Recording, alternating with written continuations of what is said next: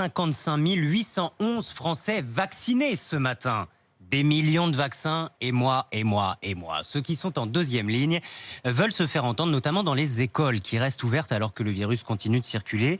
Le nombre de classes fermées a doublé en une semaine. Plus de 15 000 élèves sont actuellement contaminés au Covid. Alors, est-ce qu'il faut vacciner en priorité les enseignants ? D'ailleurs, vous êtes enseignant, vous êtes personnel de l'éducation, mais aussi d'autres professions exposées, pourquoi pas ?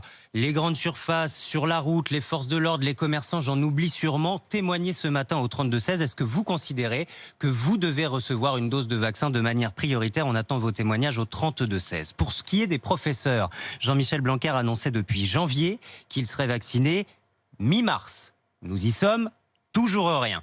Il s'est ravisé, le ministre. Un rétropédalage qui passe mal parmi ceux qui craignent ce virus. Écoutez-nous, vaccinez-nous, demandent les professeurs. C'est le reportage de la rédaction d'RMC, signé ce matin Nicolas Traîneau et Florian Chevalet. Quand ses élèves de petite section entrent en classe, Caroline Costa-Payen admet ne pas être sereine. Oui, j'ai peur. Et cette peur la poursuit toute la journée face aux tout-petits, avec qui il est difficile de mettre toujours des barrières. Ils viennent vers moi avec un chagrin. Je le prends dans mes bras. Son visage est proche du mien. Son nez va couler, ses larmes vont couler. Alors, j'ai beau me laver les mains avec du gel hydroalcoolique à peu près 75 fois par jour, je suis confrontée inévitablement au virus. Épuisée, cette institutrice du Val-de-Marne aimerait, comme les soignants, pouvoir se débarrasser de cette épée de Damoclès. Je veux pouvoir aller travailler sans avoir peur et pouvoir faire mon métier d'enseignante et être au mieux pour mes élèves. Donc c'est important qu'on soit vacciné aussi.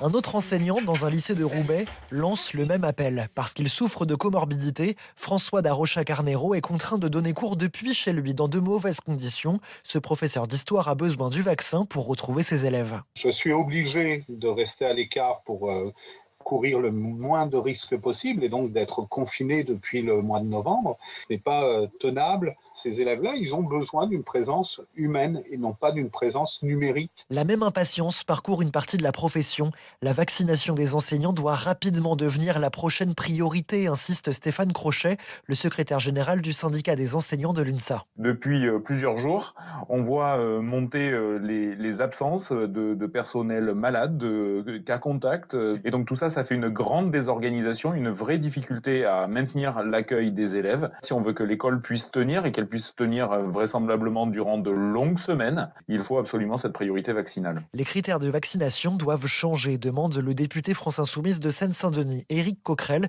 pour que ce ne soit plus seulement l'âge ou l'état de santé qui prime. Ça ne veut pas dire qu'il ne faut plus vacciner les personnes qui en ont vraiment besoin, mais il faut vacciner ceux qui ont le plus de risques d'être contaminés. À partir du moment où vous êtes dans les populations les plus exposées et qu'en plus vous n'avez pas le choix, vous ne pouvez pas faire télétravail, ça semble normal qu'on vous vaccine. L'Italie, l'Allemagne ou les États-Unis ont commencé à vacciner les enseignants, contrairement à la Norvège ou la Suède.